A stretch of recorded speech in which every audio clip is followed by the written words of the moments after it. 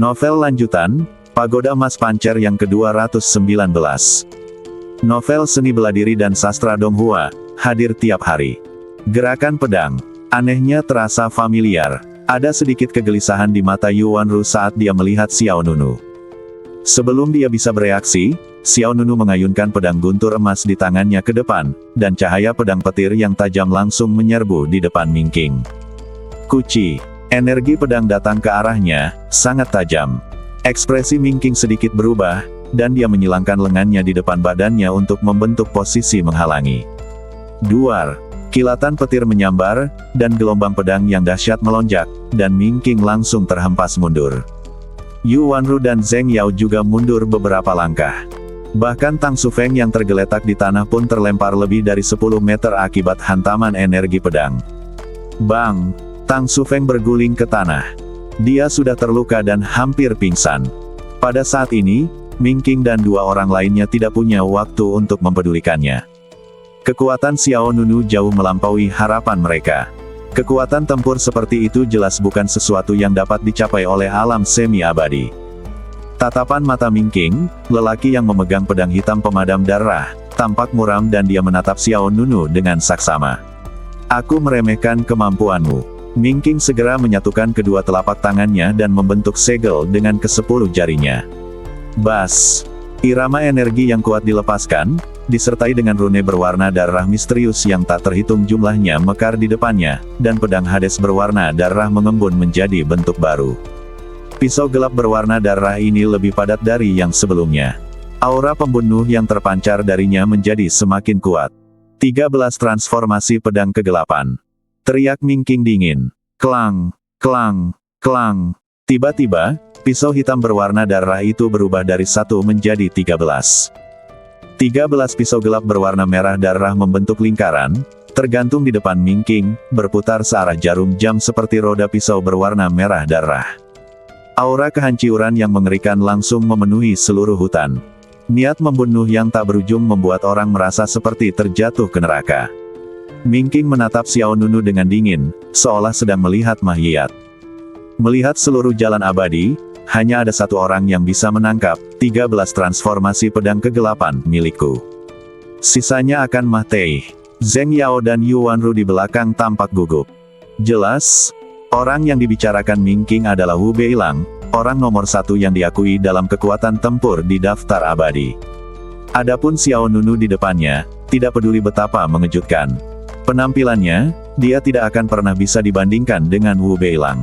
Bunuh dia, kata Zheng Yao dengan kejam. Begitu dia selesai berbicara, Mingking mengangkat tangannya, dan cahaya berdarah memancar dari seluruh badannya. Kemudian, dengan kedua telapak tangan saling mendorong, roda pedang berwarna merah darah yang indah dan tajam itu segera melesat ke arah Xiao Nunu. 13 transformasi pedang kegelapan, roda pedang darah. Swiss, Swiss, Swiss. 13 pedang kegelapan berwarna darah berputar dengan kecepatan tinggi dan menyerbu ke arah Xiao Nunu. Aliran udara berwarna darah berkumpul bersama, seperti pusaran roda pisau yang dapat menghancurkan segalanya. Namun menghadapi jurus pamungkas Mingking, Xiao Nunu tetap tenang. Hanya satu orang yang bisa mengambil langkahmu. Permisi, apakah tidak ada seorang pun di jalan abadi? Suara Xiao Nunu rendah dan penuh sarkasme. Kemudian, pikiran Xiao Nunu bergerak, dan dia berteriak keras, teknik klon bayangan pedang. Swiss, Swiss. Tiba-tiba, klon bayangan pedang muncul di kedua sisi Xiao Nunu. Segera setelah itu, Xiao Nunu dan kedua klonnya secara bersamaan melancarkan gerakan pedang. Segel pedang Sutian. Gelombang 3 bayangan seketika. Cahaya ilahi memasuki mimpi. 3 gerakan pedang, bergerak sesuka hati dan melakukannya dengan mudah. Klon energi pedang mengayunkan gelombang pedang guntur rangkap 3. Klon bayangan pedang muncul dan melepaskan segel pedang 4 sisi yang sekuat paku tajam. Badan asli Xiao Nunu mengayunkan cahaya pedang besar seperti kapal perang pemecah es. Ketiga energi pedang itu semuanya diberkahi dengan kekuatan, tangan petir besar. Saat mereka bergerak, kilat menyambar. Menyaksikan pemandangan ini, Yuanru, tetua paviliun kabut ungu, membuka matanya lebar-lebar dan merasa ngeri. Itu tidak mungkin salah. Benar sekali. Tidak heran gerakan pedang yang dilakukan Xiao Nunu begitu familiar, semuanya adalah gerakan dari alam rahasia puncak leluhur pedang. Yu Wanru adalah salah satu dari 9 orang yang berpartisipasi dalam penilaian alam rahasia puncak Jiansu. Meskipun dia tidak memahami gerakan pedang di alam rahasia, dia telah bertarung dengan para pengguna pedang. Menyaksikan gerakan sang pendekar pedang. Jadi, tidak mungkin salah. Lalu siapa dia? Di mana dia belajar jurus pedang? Yu Wanru merasa otaknya hampir kering. Di antara 9 orang yang berpartisipasi dalam penilaian alam rahasia puncak Jiansu hari itu, tidak ada orang yang bernama Xiao Nunu.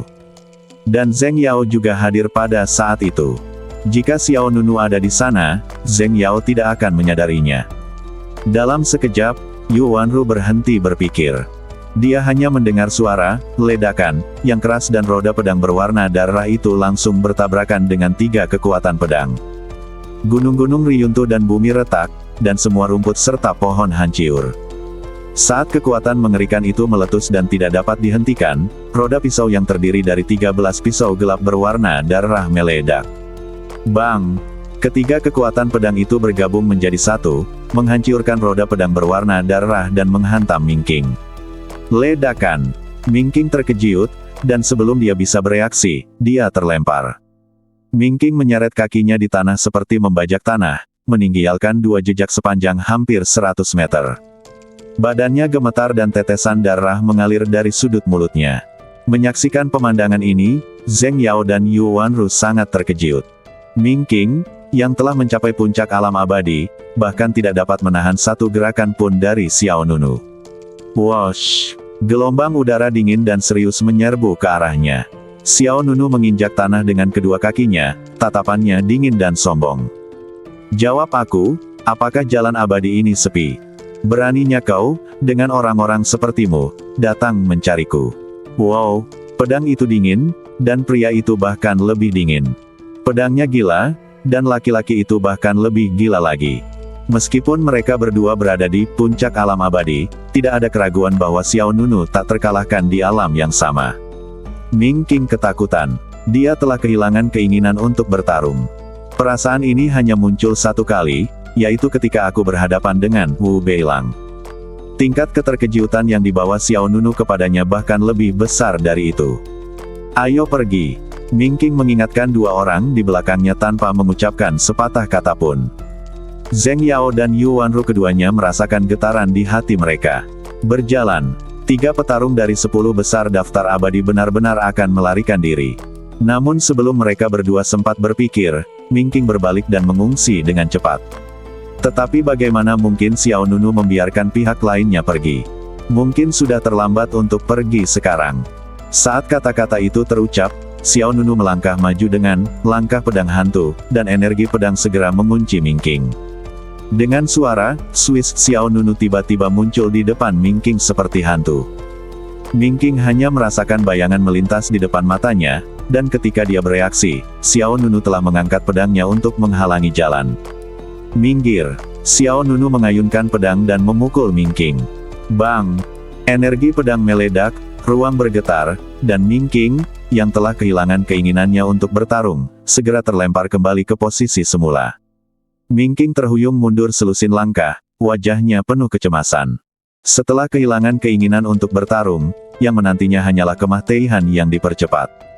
Tepat saat Mingking baru saja berdiri kokoh di atas kakinya, Xiao Nunu bergerak dan langsung muncul di depannya. Xiao Nunu memegang pedangnya di belakang punggungnya dengan tangan kanannya dan mengarahkan pedang kirinya ke depan. 10.000 pedang menghancurkan baju besi. 10.000 pedang menghancurkan baju besi, gerakan terakhir dari 9 gerakan pedang. Itu juga merupakan jurus yang paling kuat. Bas!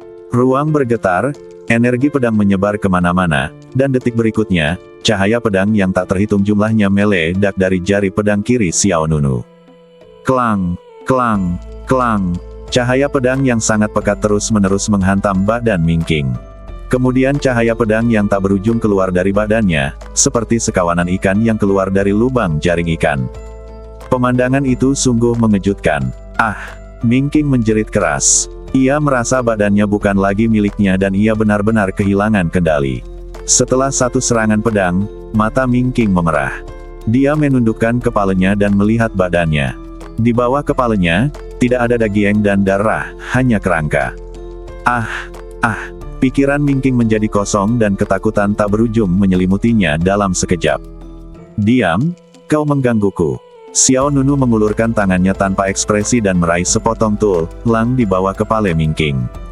Kerak, dengan suara keras, tulangnya patah dan kepala Mingking jatuh lemas. Petarung teratas dalam daftar abadi yang dikenal sebagai Blood Quenched Dark Blade telah mati. Zheng Yao dan Yuan Ru yang berada tidak jauh pun sangat ketakutan hingga kulit kepala mereka mati rasa dan wajah mereka pucat. Adegan yang sangat mengejutkan itu membuat Zheng Yao dan Yuan Ru merasa seolah-olah mereka tersambar petir, dan otak mereka menjadi kosong. Bang! Kepala Mingking jatuh ke tanah seperti semangka yang menggelinding. Pada saat itu, dia belum sepenuhnya mati. Matanya tertuju ke tanah, menatap sosok Xiao Nunu dari rendah ke tinggi. Kemudian, badan kerangka Mingking terjatuh tak berdaya. Kekuatan macam apa yang dapat mengubah badan seseorang menjadi tumpukan tulang? Kekuatan tempur macam apa yang bisa menghancurkan eksistensi setingkat Blood Quenching Dark Blade? Zheng Yao dan Yuan Ru menatap Xiao Nunu dengan mata penuh ketakutan. Zheng Yao kini merasa malu, sama sombongnya dia sebelumnya. Dia tidak mempedulikan hal lain dan berbalik untuk pergi. Pergi cepat. Zheng Yao berbalik dan berlari. Zheng Yao tidak pernah setakut ini sejak dia memasuki jalan abadi. Akan tetapi, bahkan pria kuat sekelas Mingking pun tidak dapat lolos dari tangan Xiao Nunu, jadi bagaimana mungkin seorang Zheng Yao bisa lolos? Swiss. Zheng Yao berlari beberapa langkah ketika cahaya pedang petir menyerang dari belakang. Hiss! Cahaya pedang menerobos badan dan langsung menembus perut Zheng Yao dari belakang. Sambil berteriak, Zheng Yao tiba-tiba merasa lemah di sekujur badannya, lalu lututnya lemas dan dia berlutut lemah di tanah. Rasa sakit yang hebat menyebar ke seluruh badannya dan Zheng Yao gemetar terus-menerus. Dia menutupi luka di perutnya dengan satu tangan, tetapi darah masih mengalir keluar. Tolong, selamatkan aku. Zheng Yao ingin berdiri, tetapi dia tidak punya kekuatan. Pedang ini menembus dantiannya. Ditambah dengan rasa takut yang tak terhingga dalam hatinya, kaki Zheng Yao begitu lemah sehingga dia tidak bisa berdiri sama sekali. Mendengar langkah kaki semakin dekat di belakangnya, Zheng Yao segera meminta bantuan. Tapi siapa yang dapat menyelamatkannya? Apakah itu Mingking yang sudah mati? Atau Yuan Ru? Ataukah Tang Sufeng yang pingsan di luar pengadilan? Zheng Yao menatap Yuan Ru di depannya, yang kini menatap ke belakang Zheng Yao dengan sangat gelisah. Wosh! Arus udara dingin mengaduk debu di tanah, dan Zheng Yao merasa seperti telah jatuh ke dalam gua es. Dia bahkan tidak memiliki keberanian untuk melihat ke belakang. Tidak, jangan bunuh aku, tolong jangan bunuh aku. Zheng Yao mencoba memohon belas kasihan. Dia tampak sangat berbeda dari pria durhaka yang ada di Istana Impian. Xiao Nunu memegang pedang dengan satu tangan di belakang punggungnya dan perlahan meletakkan tangan lainnya di kepala Zheng Yao. Bukankah sudah kubilang, jangan ganggu aku, jangan ganggu aku. Ketika Zheng Yao mendengar tiga kata ini, dia seperti tersambar petir. Jiwanya terguncang dan kenangan dalam benaknya seakan aktif seketika. Puncak leluhur pedang, yang paling luar biasa, Xiao Wuhen. Pada saat itu, pupil mata Zheng Yao bergetar hebat, seolah dia terbangun dari mimpi. Kamu adalah Xiao Wuhen. Pada saat ini, Zheng Yao akhirnya mengerti mengapa dia merasa agak akrab dengan Xiao Nunu saat pertama kali melihatnya. Ternyata Xiao Nunu adalah Xiao Wuhen. Xiao Wuhen adalah Xiao Nunu. Mereka adalah orang yang sama. Xiao Wuhen, kau adalah Xiao Wuhen. Suara Zheng Yao bergetar. Saat kata-kata itu terucap, Xiao Nunu memutar pergelangan tangannya dan mengerahkan tenaga dengan kelima jarinya. Dengan suara, klik kepala Zheng Yao langsung berputar 180 derajat. Sedetik yang lalu, kepala Zheng Yao masih melihat ke depan. Detik berikutnya, hanya bagian belakangnya yang terlihat. Bibirnya bergetar sedikit, tetapi tidak ada suara yang keluar. Bang! Kemudian, Zheng Yao jatuh lemah. Xiao Nunu bahkan tidak memandang orang itu, dan berjalan melewatinya tanpa ekspresi. Tatapan matanya yang tenang bagaikan sedang meremukkan seekor semut sampai mati. Dalam sekejap mata, Xiao Nunu membunuh 2 orang berturut-turut. Salah satunya adalah pedang hitam pemadam darah, Ming Qing, yang menduduki peringkat 3 teratas dalam daftar kekuatan tempur. Salah satunya adalah Zheng Yao, yang kekuatan tempurnya cukup untuk masuk 10 besar. Yu Wanru yang tersisa telah menyerah untuk melawan. Juga menyerah untuk melarikan diri. Perlawanan berarti kematian. Melarikan diri berarti kematian. Tidak ada jejak darah di wajah Yu Wanru. Kata-kata terakhir Zheng Yao sebelum kematiannya terus terngiang di telinganya. Kamu adalah Xiao Wuhen, Xiao Wuhen, Xiao Nunu. Sosok kedua orang ini tampak tumpang tindih di depan Yu Wanru. Dia ingat dengan jelas bahwa setelah alam rahasia puncak Jianzhu berakhir, Zheng Yao menghentikan Xiao Wuhen dan memintanya untuk mengeluarkan Taisang Feng Hua, agar semua orang dapat menghargainya, tetapi ditolak oleh Xiao Wuhen. Namun Zheng Yao tidak mau menyerah dan bahkan mencoba memancing emosi orang lain untuk memeras mereka secara moral. Hasilnya dia diperingatkan oleh Xiao Wuhen. Jangan main-main denganku. Inilah yang dikatakan Xiao Wuhen kepada Zheng Yao saat itu. Siapa yang mengira bahwa Zheng Yao akhirnya akan memprovokasi Xiao Wuhen? Seorang jenius di generasinya meninggal begitu cepat. Melihat Xiao Nunu mendekat selangkah demi selangkah, wajah Yu Wanru penuh dengan kecemasan. Dia menekan rasa takutnya dan berkata, masalah ini tidak ada hubungannya denganku. Aku tidak bersekongkol dengan mereka. Meskipun kata-kata itu terdengar seperti alasan yang sangat buruk, Yu Wanru benar-benar tidak tahu harus berkata apa lagi.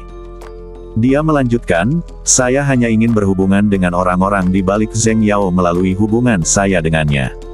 Saya hanya menemaninya dalam operasi ini. Wow, aliran udara tak kasat mata datang ke arahnya. Xiao Nunu berhenti 3 atau 4 meter dari rombongan lainnya. Dia menatap dingin ke arah pihak lain, siapa yang mengirimmu ke sini? Hati Yu Wanru menegang. Dia tidak berani ragu dan dengan cepat menjawab, Ning Liner. Nama yang aneh, kata Xiao Nunu.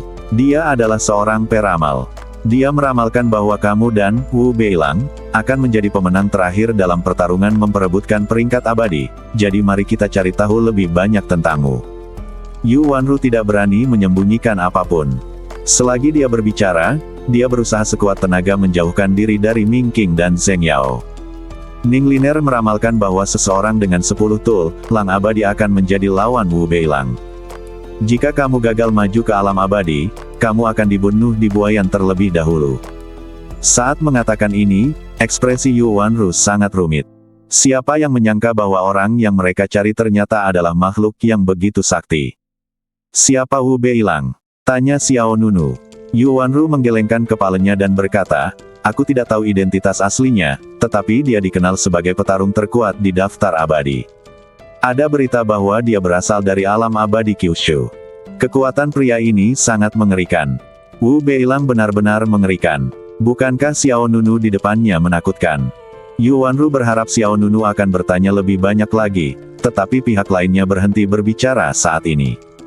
Yu Wanru tidak bisa menahan rasa gugupnya. Dia menatap Xiao Nunu dan berkata, aku sudah mengatakan semua yang seharusnya kukatakan. Aku harap kau bisa menunjukkan belas kasihan dan memaafkanku kali ini. Aku tidak akan mengungkapkan informasi apapun tentangmu. Mata Xiao Nunu tampak dalam, dan dia berkata dengan ringan, 10 miliar. Apa? Yu Wanru terkejut. 10 miliar batu abadi. Setelah mengatakan itu, Xiao Nunu berbalik. Dengan pedang di punggungnya, sosoknya mendominasi dan hikmat. Kirim ke Gunung Yinian dalam waktu setengah bulan. 10 miliar batu abadi. Mata Yu Wanru terbuka lebar, dan dia berkata dengan gembira. Aku tidak bisa melakukannya. Kau tahu, Xiao Nunu dan Bai Suekilin menjarah seluruh kota Yanhuo, dan mereka hanya memiliki 2 atau 300 juta batu peri. Dan sekarang, Xiao Nunu benar-benar meminta 1 miliar. Lebih baik membunuhnya saja. Menatap punggung Xiao Nunu, Yu Wanru melanjutkan, sekalipun kau membunuhku, aku tidak akan bisa mendapatkan 10 miliar batu peri. Yu Wanru tampak siap mati. Badan Xiao Nunu sedikit miring, dengan cahaya mendominasi dan dingin di sudut matanya. 10 miliar yuan ini tidak akan ditukar dengan nyawemu sendiri, tetapi dengan nyawa semua orang di pavilion Ziwu. Apa? Seluruh badan Yuanru bergetar hebat, seolah-olah dia disambar petir. Xiao Nunu berkata dengan dingin, jika saat itu aku tidak melihat 10 miliar batu abadi, aku akan membawa Tai Sang Feng Hua dan membunuh semua orang di paviliun Siwumu. Saat kata-kata itu terucap, ki pedang yang tak terhitung jumlahnya meledak dari badan Xiao Nunu.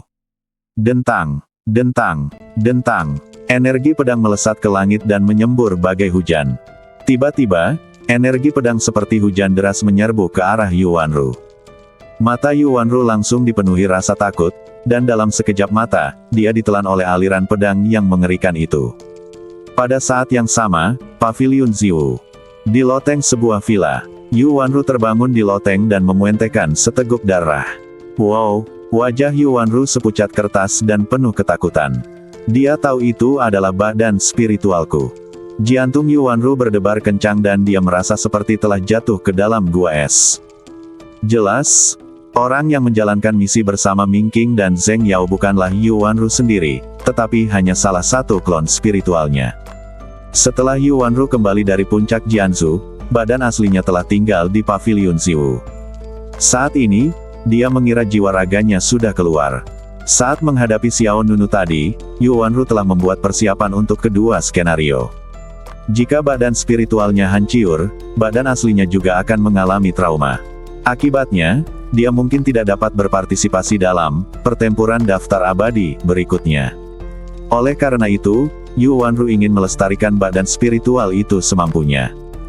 Tetapi jika Xiao Nunu bertekad membunuhnya, Yuanru tidak punya pilihan selain meninggalkan klon itu, sehingga setidaknya dia bisa menyelamatkan hidupnya. Tanpa diduga, Xiao Nunu telah mengetahui bahwa Yuanru bukanlah dirinya yang sebenarnya.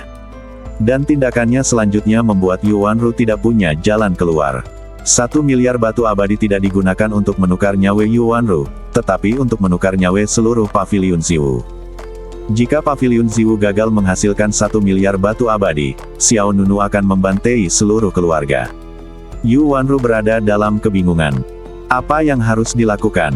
Kali ini, dia tidak hanya gagal menyelamatkan klon spiritual, tetapi dia juga harus mengorbankan seluruh paviliun Ziwu.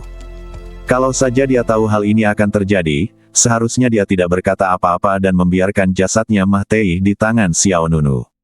Dengan cara ini, kerugian dapat dimaksimalkan. Apa yang harus aku lakukan? Yuanru benar-benar panik. Mengingat kembali adegan Xiao Nunu membunuh Ming Qing dan Zheng Yao, dia merasakan hawa dingin di punggungnya.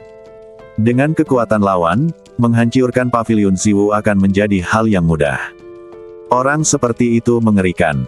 Pada saat ini, murid dari paviliun kabut ungu yang mendengar keributan di luar masuk. Melihat Yuanru duduk di tanah dengan darah mengucur dari mulutnya, kedua murid itu merasa ngeri. "Tetua, ada apa denganmu? Tetua, apa yang terjadi?"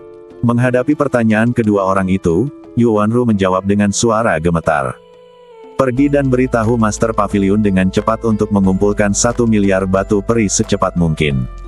"Apa? 1 miliar?" Kedua murid itu membelalakkan matanya. "Apa yang terjadi? Tetua, dari mana 10 miliar batu abadi itu berasal?" "Ya, bahkan jika semua aset pavilion Ziwu dijual, kita tidak akan bisa mendapatkan 10 miliar. Semakin banyak keduanya bertanya, semakin kesal Yuanru. Dia menggertakkan giginya dan berkata, "Jangan banyak bertanya.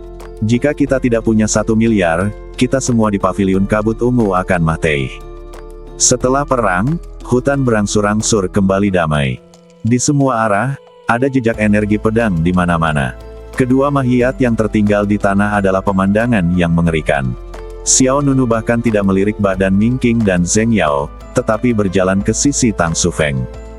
Akibat pertempuran tadi, Tang Sufeng langsung terlempar ratusan meter jauhnya. Dia sudah terluka parah dan pingsan sejak lama. Tetapi darah masih mengalir keluar dari badannya. Swiss. Pada saat ini, Snow Qilin bergegas mendekat. "Sepertinya pertempuran sudah berakhir. Kau cukup cepat bergerak, anak muda." Snow Qilin melirik medan perang yang tidak jauh dari sana, lalu melangkah dengan angkuh ke arah Xiao Nunu. Di belakang Snow Qilin, ada dua orang lagi yang mengikuti. Yan Ying dan Su Jianlu keduanya bergegas ke sini. Wajah Su Jianlu masih pucat dan napasnya masih sangat lemah. Dia ditopang oleh Yan Ying. Kakak senior Su Feng. Ketika Su Jianlu melihat Tang Su Feng tergeletak di tanah, dia dengan cepat melepaskan diri dari dukungan Yan Ying dan tersandung. Kakak senior Su Feng. Su Jianlu tampak cemas. Dia berlutut di tanah, sangat gugup. Xiao Nunu menjawab dengan tenang, "Jangan khawatir. Dia tidak akan mati." Su Jianlu menatap ke arah pihak lain dengan linglung. Tidak peduli apa, tingkat kultivasi Tang Su Feng ada di sana, dan dia hanya memiliki satu luka pisau di badannya. Meskipun luka tusuk membuat kondisinya sangat berbahaya, semua orang ada di sini, jadi dia masih bisa diselamatkan. Biarkan aku melihatnya. Yan Ying berjalan mendekat lalu berjongkok di samping Su Jianlu. Setelah itu, Yan Ying menempelkan kedua telapak tangannya di atas dada Tang Su Feng, dan melepaskan kekuatan kebangkitan yang dahsyat dari telapak tangannya. Bas! Cahaya hijau zamrud menyebar ke seluruh badan Tang Su Feng, dan luka-lukanya berhenti berdarah dengan kecepatan yang terlihat oleh mata telanjang. Setelah sekitar setengah menit, luka Tang Su Feng berhenti berdarah. "Aku punya obat penyembuh di sini," kata Yan Ying sambil mengeluarkan sepotong obat penyembuh. Setelah meminumnya, dia seharusnya sudah terbebas dari bahaya. "Baiklah, terima kasih," kata Su Jianlu penuh terima kasih. "Sama-sama." Yan Ying kemudian mengeluarkan botol obat, menuangkan pil dari dalamnya, lalu memasukkannya ke mulut Tang Su Feng. Kemudian, energi spiritual yang lembut menyebar di badan Tang Su Feng, dan napasnya yang sangat lemah menjadi sedikit stabil. Su Jianlu menarik napas lega. Sejujurnya, dia sendiri tidak takut mati. Tetapi dia takut orang-orang di sekitarnya akan terluka karena dia. "Tuan Xiao, saya akan menjaga kakak senior Su Feng dengan baik, Anda bisa pergi sekarang." Su Jianlu menatap Xiao Nunu dengan tatapan rumit di matanya. Xiao Nunu bingung, "Kemana? Kemana saja boleh, sebelum mereka menemukan kita." Jelas, Su Jianlu tidak tahu bahwa Ming Qing dan yang lainnya sudah tiba. "Saya belum tahu apakah pertempuran ini sudah berakhir." Xiao Nunu sedikit membalikkan badannya dan mengangkat tangannya untuk menunjuk ke sisi lain hutan, "Yang kamu bicarakan itu tergeletak di sana." "Berbohong." Su Jianlu tercengang. "Apa artinya?" Dia berdiri dengan bingung dan melihat ke arah yang ditunjuk Xiao Nunu. Karena jaraknya yang jauh, dia tidak dapat melihat dengan jelas apa yang terjadi di sana. Dia hanya dapat melihat samar-samar dua mayat tergeletak di reruntuhan. Terkejut, Su Jianlu melangkah maju. Karena dia terlalu lemah, langkahnya sangat lambat, tetapi saat dia semakin dekat, dia akhirnya melihat dengan jelas siapa kedua orang yang tergeletak di tanah itu.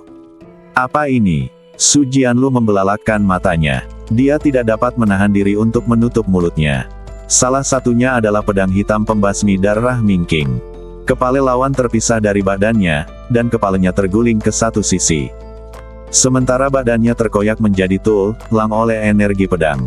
Salah satunya adalah Zheng Yao. Badannya relatif utuh, tetapi kepalanya terpelintir 180 derajat dan ekspresi wajahnya sangat ganas, seolah-olah dia telah menghadapi sesuatu yang sangat mengerikan sebelum meninggal. Bagaimana ini bisa terjadi? Hati Su Jianlu bergejolak bagai badai dan dia tidak bisa tenang. Dia berbalik dan menatap Xiao Nunu.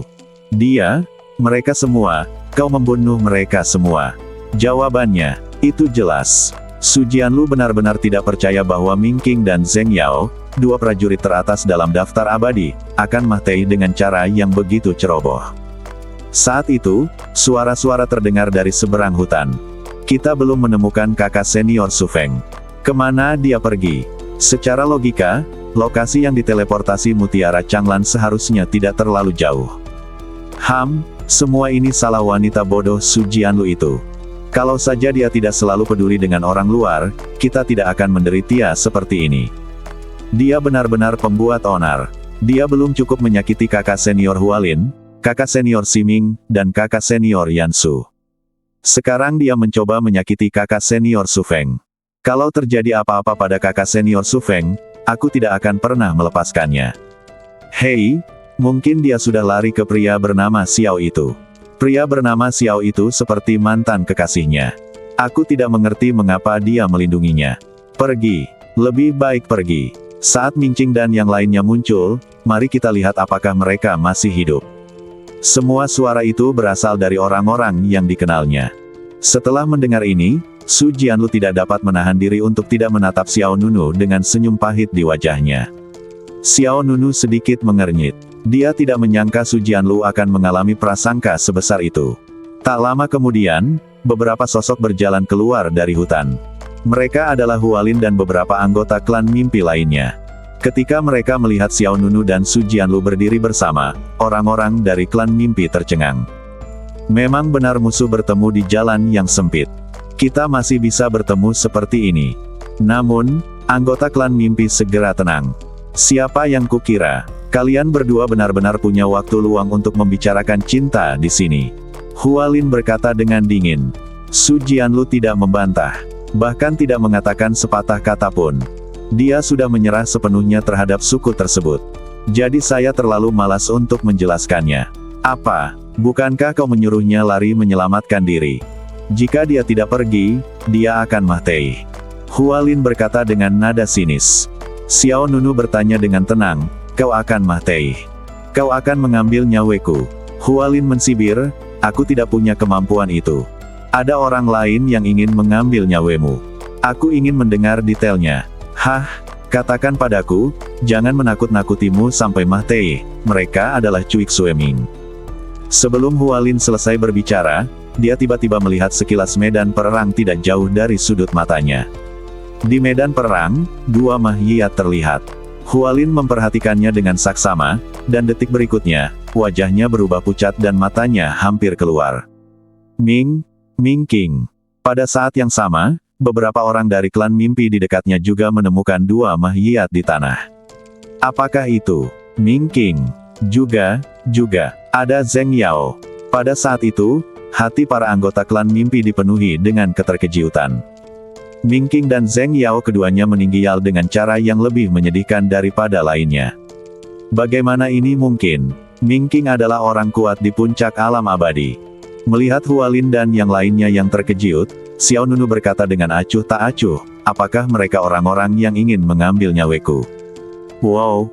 Aliran udara dingin naik, Xiao Nunu meletakkan satu tangan di belakang punggungnya, dan di antara alisnya, ada aura mendominasi yang luar biasa. Apa bedanya sesuatu yang dapat dengan mudah dibunuh dengan seekor ayam atau seekor guguk? Bisakah Anda membunuh dengan mudah ayam tanah liat dan guguk tanah liat? Mendengar dua kata itu, para anggota Dream Clan terkejut dan pikiran mereka menjadi kosong. Kalau dalam keadaan biasa, saat beberapa orang mendengar Xiao Nunu berkata demikian, mereka pasti akan menertawakannya karena tidak tahu akan luasnya langit dan bumi, dan hanya membual saja. Tetapi sekarang, badan Ming King dan Zheng Yao tergeletak tepat di depan mata mereka, dan mereka tidak punya pilihan selain mempercayainya. Akan tetapi, meskipun mereka melihatnya dengan mata kepala sendiri, tetap saja sulit bagi orang untuk mempercayainya. Bahkan Su Jianlu memandang Xiao Nunu dengan heran. Dia tahu Xiao Nunu sangat kuat. Tapi saya tidak menyangka akan sekuat ini. Xiao Nunu menatap Su Jianlu dengan tenang dan bertanya, apakah kau ingin aku membunuh mereka juga? Su Jianlu tertegun. Tentu saja, mereka mengacu pada klan mimpi. Ketika para anggota klan mimpi mendengar ini, wajah mereka berubah drastis. Salah satu murid klan mimpi membuka mulutnya dan berteriak dengan marah, Tuan Xiao, beraninya kau? Kenapa tidak? Itu terjadi dalam sepersekian detik, pedang panjang di belakang Xiao Nunu bergerak. Dentang, cahaya pedang dilepaskan, dan kepala murid klan mimpi langsung terbang tinggi ke langit. Darah hangat memercik ke wajah orang lain di sekitarnya, mata mereka terbuka lebar dan wajah mereka pucat. Mereka menyaksikan dengan tak berdaya ketika kepala pengikut klan mimpi terjatuh di udara sebelum akhirnya jatuh tak berdaya ke tanah. Buk, buk, buk. Setiap kali mereka berguling-guling di tanah, jantung semua orang terasa seperti dipukul oleh palu godam. Dalam sekejap, mereka menatap Xiao Nunu seolah-olah mereka sedang melihat dewa kematian. Penuh ketakutan. Kamu, Hualin gemetar. Xiao Nunu memasang ekspresi kosong di wajahnya. Ia berkata dengan dingin, jika bukan karena dia, apakah kau bisa hidup selama ini? Aku, Xiao Nunu, ingin membunuhmu. Siapa yang bisa menghentikanku? Wosh! Angin dingin itu suram dan menusuk tulang. Memang, siapa yang bisa menghentikannya? Tang Sufeng. Jika Xiao Nunu tidak muncul tepat waktu, dia pasti sudah mati di tangan Zheng Yao sejak lama. Ini bukan pertama kalinya Xiao Nunu membunuh seseorang dari klan mimpi. Yan Su, gadis laba-laba serigala, Siming. Semuanya mati di tangan Xiao Nunu. Terakhir kali di Gua Iblis Pemusnahan, jika Su Jianlu tidak memohon belas kasihan, bahkan jika mereka tidak dibunuh oleh Mu Yitian dan Iblis Kematian, mereka pasti sudah menjadi jiwa yang dibunuh oleh pedang Xiao Nunu. Dan satu-satunya yang bisa menghentikan Xiao Nunu adalah Su Jianlu. Jangan, Su Jianlu tersadar dan segera meraih lengan Xiao Nunu. Dia menatap badan yang terkapar itu. Meskipun orang suku ini adalah orang yang paling banyak mengutuknya, Su Jianlu tidak begitu senang melihatnya terbunuh dengan mata kepalanya sendiri. Meskipun dia telah menyerah pada klan mimpi, dia masih memiliki beberapa anggota suku yang sangat baik padanya. Tang Sufeng selalu memanjakannya seperti saudara. Jadi, apapun yang terjadi, dia tidak akan membunuh orang-orang ini. Su Jianlu mengangkat kepalanya dengan mata sayu, lalu menggelengkan kepalanya pelan ke arah Xiao Nunu. Lupakan saja. Xiao Nunu tidak banyak bicara, dan rasa dingin di matanya berangsur-angsur menghilang. Setelah itu, Su Jianlu berkata kepada Hualin dan yang lainnya, kakak senior Su Feng ada di sana, kalian bisa membawanya pergi. Kalian, bagaimana dengan kalian? Tanya salah satu murid klan mimpi. Dia tidak peduli pada Su Jianlu. Namun, dia takut Su Jianlu tidak ada di sana. Bagaimana jika Xiao Nunu berubah pikiran lagi? Su Jianlu berkata, mulai hari ini, aku bukan lagi anggota klan mimpi. Para anggota klan mimpi saling memandang. Su Jianlu menatap lurus ke mata Hualin dan berkata, aku tidak butuh kamu untuk mengeluarkanku dari klan mimpi. Aku akan pergi sendiri, dan aku tidak pernah melakukan kesalahan apapun. Pada saat ini, Su Jianlu akhirnya bisa mengatakan ini dengan dada terangkat tinggi. Dia tentu saja tidak melakukan kesalahan apapun. Dari awal hingga akhir, dia selalu memikirkan klan mimpi, dan segala hal yang dilakukannya selalu berhubungan dengan klan mimpi. Orang-orang dari klan mimpi Rabun dekat dan tidak dapat melihat dengan jelas bahwa Xiao Nunu adalah naga sungguhan. Selama ini, Su Jianlu telah berusaha sekuat tenaga untuk mendamaikan hubungan antara klan mimpi dan Xiao Nunu. Berkali-kali dia tanpa malu mendatangi Xiao Nunu, tetapi klan mimpi terus-menerus menghancurkan usahanya. Jika Su Jianlu tidak menengahi, klan mimpi sudah lama dibunuh oleh Xiao Nunu, dan mereka tidak akan punya kesempatan untuk menuding Su Jianlu. Tapi sekarang, Su Jianlu lelah. Dia tidak ingin membuang-buang energinya lagi. Tidak peduli apapun yang dilakukannya, mereka tidak akan menghargainya. Jadi, dia memilih berhenti. Orang-orang dari klan mimpi tidak mengatakan sepatah kata pun tentang keputusan Su Jianlu. Bagaimanapun, Xiao Nunu ada di sini, dan mungkin ada mahyiyat lain. Pergi dan bawa Tang Sufeng ke sini. Kata Hualin. Dingin. Ya, seketika, dua orang murid klan mimpi pergi ke sisi Tang Sufeng, lalu menggendong orang lain di kiri dan kanan dan berjalan mendekat. Jangan menyesal. Hualin melontarkan kalimat, lalu berbalik dan pergi, ayo pergi. Melihat punggung semua orang yang pergi, Su Jianlu pasti berbohong jika dia mengatakan dia tidak kecewa. Bagaimanapun, dia tumbuh di klan mimpi sejak dia masih kecil, dan hampir semua kenangan indahnya selama bertahun-tahun ada di klan mimpi. Tetapi dia tidak punya pilihan lain, dia tidak bisa lagi tinggal di klan impian. Pada saat ini, Yanying dan Bai Suekilin juga datang ke sini. Bai Suekilin berkata, pergi adalah hal yang baik. Klan mimpi adalah sekelompok orang yang tidak berguna. Sejujurnya, Bai Suekilin memiliki pendapat yang sangat tinggi terhadap Su Jianlu. Pihak lain tidak hanya memiliki bakat yang baik dalam kultivasi, tetapi juga cerdas. Ini saja sudah cukup untuk memberinya masa depan yang sangat baik. Tetapi rekan satu timnya tidak mampu melaksanakan tugasnya dan menjatuhkannya. Su Jianlu memaksakan senyum. Dia menoleh dan menatap Xiao Nunu, maafkan aku karena telah merepotkanmu selama ini. Matanya yang jernih sedikit berkaca-kaca dan penuh dengan permintaan maaf. Setelah itu, Su Jianlu membungkuk pada Xiao Nunu untuk menyampaikan permintaan maaf dan rasa terima kasihnya. Aku tidak akan mengganggumu lagi. Setelah mengatakan itu, Su Jianlu berbalik dan pergi.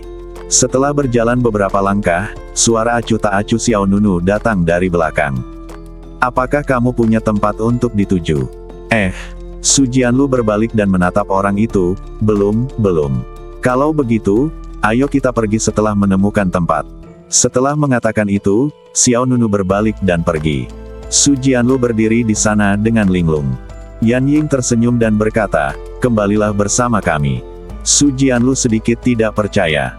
Kau tahu, dia telah bertanya kepada Xiao Nunu beberapa kali apakah dia bisa mengunjungi Yinian Mountain Cave Mansion, tetapi selalu ditolak oleh Xiao Nunu. Aku tak menyangka pihak lain akan bersedia menerimaku. Snow Kilin juga melambaikan kakinya dan berkata, lupakan hal-hal yang tidak menyenangkan. Saudara Aotian akan melindungimu di masa depan di jalan menuju keabadian. Tes, jaga dirimu baik-baik, kata Yan Ying tidak puas. Snow Kilin menggelengkan kepalanya dengan bangga. Tunggu dan lihat seberapa kuatnya saudara Aotian. Tidak lama lagi aku bisa membuat tingkat kultivasinya melonjak drastis. Jangan terlalu iri. Aku tidak iri. Aku hanya takut kamu sedang membual. Yan Ying menjawab. Kau masih saja mencoba berdebat denganku, kan? Saudari Su, aku akan mengembangkan rencana pelatihan untukmu nanti, dan aku jamin bahwa saat itu orang-orang dari klan impian itu tidak akan mampu membayarmu. Su Jianlu tersenyum dan tidak banyak bicara. Dia hanya mengira bahwa Snow Kirin sedang berusaha membuatnya bahagia. Matanya menatap Xiao Nunu di depannya. Sosoknya yang dingin dan mendominasi tampak sangat membumi saat ini.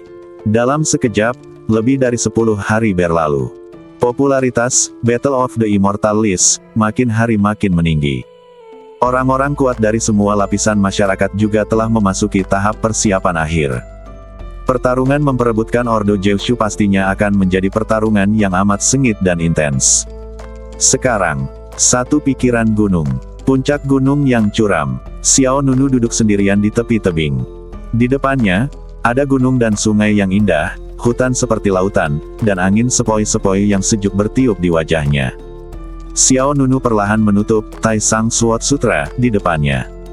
Xiao Nunu memperoleh lebih banyak wawasan tentang tingkat pertama seni bela diri pedang ini. Kemudian, Xiao Nunu menyimpan Sutra Pedang Taisang, dan pikirannya bergerak, dan cahaya rune muncul di antara kedua alisnya. Bas!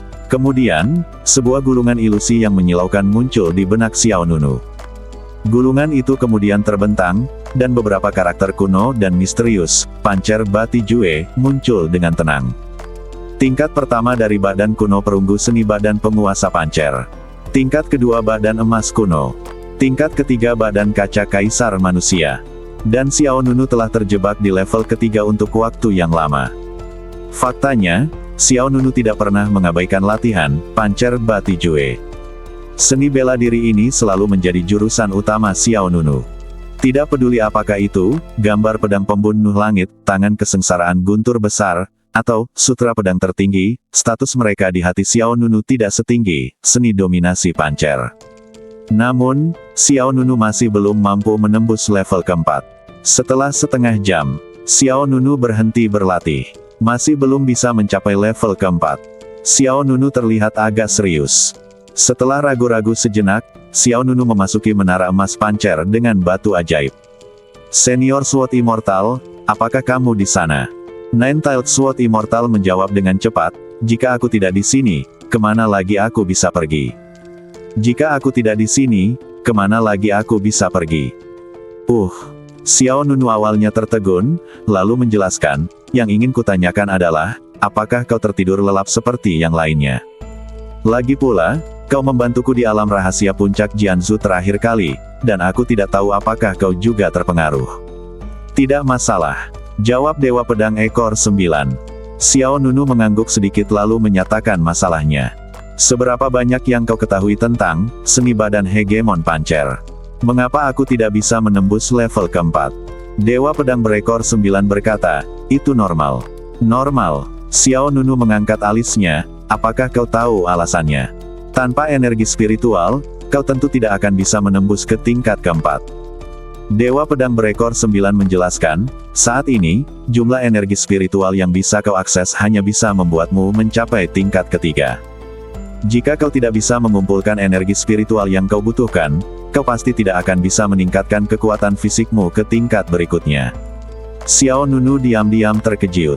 Tidak heran saya tidak bisa menembus level keempat, Pancer Bati Jue, ternyata ini masalahnya. Ini bukan salah Xiao Nunu sendiri, tapi karena kurangnya sumber daya. Sama halnya dengan berbaris dan bertempur, sekuat apapun pasukan, mereka tidak akan mampu bertahan lama jika kehabisan makanan dan makanan ternak. Xiao Nunu sekarang kekurangan apa yang disebut, makanan dan rumput.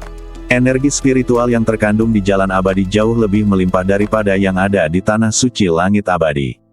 Xiao Nunu berkata dalam hati. Pedang 9 ekor abadi menjawab, apa gunanya? Kecuali kamu dapat menguras semua energi spiritual yang terkandung di seluruh jalan abadi, mungkin ada peluang untuk menerobos. Tidak realistis untuk menguras semua energi spiritual yang terkandung di jalan abadi. Jadi kita harus mencari cara lain. Apakah ada cara lain? Tanya Xiao Nunu. Cara paling sederhana dan paling langsung adalah batu abadi. Batu abadi. Ya, energi spiritual batu abadi sebenarnya sangat murni. Bahkan di alam abadi 9 provinsi, batu abadi juga merupakan kebutuhan utama untuk kultivasi. Namun, jika Anda ingin maju ke tingkat keempat, seni badan hegemoni pancer, Anda membutuhkan sejumlah besar batu abadi. Berapa banyak yang Anda butuhkan? Saya tidak tahu jumlah pastinya, tetapi itu banyak. Kata Dewa Pedang berekor 9. Setelah mendengarkan apa yang dikatakan pihak lain, Xiao Nunu mengangguk sedikit. Aku mengerti. Meskipun masalahnya tidak terpecahkan dengan sempurna, Xiao Nunu akhirnya mengerti di mana letak masalahnya. Saat ini, seharusnya ada sekitar 200 juta batu abadi di Gunung Yinian. Xiao Nunu pasti tidak bisa menghabiskan semua. Lagi pula, orang lain juga perlu menggunakannya. Tak lama kemudian, Xiao Nunu teringat sesuatu dan senyum pun muncul di bibirnya. Paviliun kabut ungu. Loteng dengan udara terbuka di keempat sisinya. Struktur lotengnya sangat indah. Lantai kayu bebas debu. Angin sepoi-sepoi bertiup melewati lorong, mengangkat tirai pintu dan menimbulkan sedikit suara. Oh, terdengar desahan dan langkah kaki terdengar di luar loteng. Yuanru langsung duduk di depan pintu, lalu berbaring di lantai di dekat pintu, kelelahan baik secara fisik maupun mental. Awalnya, dia memiliki temperamen yang dingin dan elegan, tetapi akhir-akhir ini, dia sangat lelah. Aku sangat lelah, lebih baik aku mati saja. Yuanru memejamkan mata dan bergumam pada dirinya sendiri. Tepat pada saat itu, terdengar suara dingin. Jadi, kamu dan semua orang di Paviliun Siwu siap mati. Suara yang tiba-tiba itu membuat Yuanru takut. Dia tiba-tiba duduk dan melihat ke dalam loteng dengan ngeri. Saya melihat sosok yang duduk di depan meja teh, meminum teh di meja dengan santai. Orang lainnya membelakangi Yuanru. Namun Yuanru mengenali orang itu sekilas. Xiao Wuhen. Itu Xiao Wuhen. Itu juga Xiao Nunu. Tidak peduli identitas siapapun itu, Yuanru panik. Penatua Yu terlihat sedikit kelelahan. Mengapa Anda tidak datang dan minum air lalu beristirahat? Kata Xiao Nunu dengan ringan. Yuanru mengepalkan tangannya. Masih terlalu banyak bekerja. Apakah kamu tidak melihat siapa yang melakukannya? Saat ini, semua orang di Paviliun Kabut Ungu sangat sibuk mencoba mengumpulkan 1 miliar batu abadi. Tetapi meski begitu, jumlah batu peri masih jauh dari cukup. Ketika kelompok ini melihat Xiao Nunu muncul di depan mereka, Yuanru ingin maju dan menusiuk mereka. Tentu saja, Yuanru hanya memikirkannya. Kalau dia punya kemampuan itu, dia pasti sudah bunuh diri sejak lama dan tidak akan pernah kelelahan secara fisik maupun mental. Bahkan belum setengah bulan. Setelah beberapa saat, Yuanru mengatakan ini. Dia bisa mati. Tetapi ada begitu banyak orang di Paviliun Ziwu, mereka tidak bisa mati bersamanya. Saat itu, Xiao Nunu setuju memberinya batas waktu setengah bulan. Sekarang saya hanya bisa menggunakan ini sebagai alasan. Xiao Nunu berkata dengan tenang, hanya tersisa 2 atau 3 hari lagi. Untuk mencegahmu melarikan diri, aku akan berjaga di sini selama 2 hari yang tersisa. Kau, Yuanru sangat marah, dadanya naik turun karena marah. Namun, kesenjangan kekuatan antara kedua belah pihak terlalu besar, dan lawannya juga memiliki pedang tak tertandingi, Taisang Fenghua, jadi Yuanru hanya bisa menahan amarahnya. Jika kau ingin menunggu, maka tunggulah. Setelah mengatakan itu, Yuanru berbalik dan pergi. Beberapa saat kemudian, Yuanru kembali. Bersama mereka ada seorang pria yang memiliki sikap luar biasa. Pria itu mengenakan jubah brokat putih, ikat pinggang giok putih, dan mahkota rambut yang indah di kepalanya. Fitur wajahnya, khususnya, setajam pisau. Pria itu berjalan di depan. Yuanru mengikuti di belakang. Melihat Xiao Nunu yang sedang minum teh di dalam, lelaki itu menarik napas dalam-dalam, lalu mengatupkan kedua tangannya dan berkata, "Anda seharusnya Tuan Xiao Wuhen. Nama saya, Yu Shen, dan saya adalah penguasa Paviliun Ziwu." Yu Shen, pada peringkat abadi, makhluk kuat yang kekuatan tempurnya termasuk dalam 5 teratas. Namun meski begitu, Yu Shen tidak berani bertindak gegabah di depan Xiao Nunu. Karena bahkan Ming Qing yang dikenal sebagai pedang hitam pembasmi darah pun meninggial di tangan Xiao Nunu.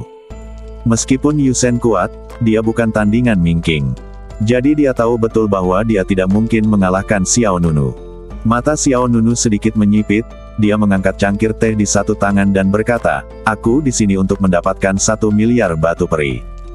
Wajah Yu Shen berubah, dia melirik Yuanru di belakangnya, lalu berkata, "Tuan Xiao, adikku tidak sengaja menyinggungmu, itu salahku karena tidak mendisiplinkannya dengan benar, tapi dia hanya ikut saja, bukan dalangnya.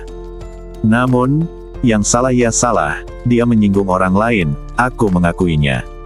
Setelah itu, Yu Shen benar-benar berlutut dengan satu kaki.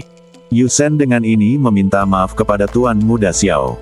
Dari kata-kata Yu Shen, kita dapat mengetahui bahwa Yuanru adalah saudara perempuan kandung pihak lain. Ini juga menjelaskan mengapa Yu Wanru mampu menjabat sebagai tetua di Paviliun Ziwu.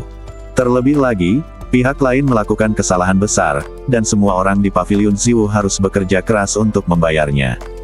Melihat Yu Shen berlutut di tanah, Yu Wanru merasa seolah-olah hatinya sedang dipotong oleh pisau.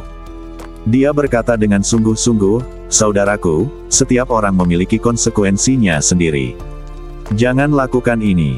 Yu Shen mengangkat tangannya untuk menghentikan pihak lain dan memberi isyarat kepadanya untuk tidak berbicara. Xiao Nunu berbalik perlahan dan menatap Yu Shen dengan tenang. "Dia seharusnya memberitahumu apa yang aku inginkan, kan?" "Aku mengerti."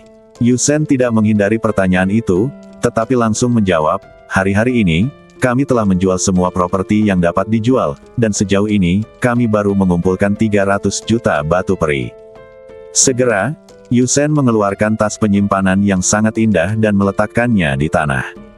"Saya mohon Tuan Xiao memberi kami sedikit waktu lagi. Saya akan bertanggung jawab atas masalah ini sampai akhir." Yu Shen mengatakan apa yang dimaksudnya. Xiao Nunu agak terkesan dengan sikapnya. Dia bertanya dengan tenang, "Paviliun Kabut Ungu belum memiliki pil kuno Xiandu." "Pil kuno Xiandu?" Yu Shen dan Yu Wanru keduanya tercengang. "Ya." Yu Shen menjawab tanpa ragu, "Masih ada 2 lagi." Mata Xiao Nunu berbinar, lalu berkata, "Berikan semuanya padaku." Yu Shen sedikit bingung. Pihak lain telah mencapai puncak alam abadi, jadi mengapa dia membutuhkan ramuan abadi kuno?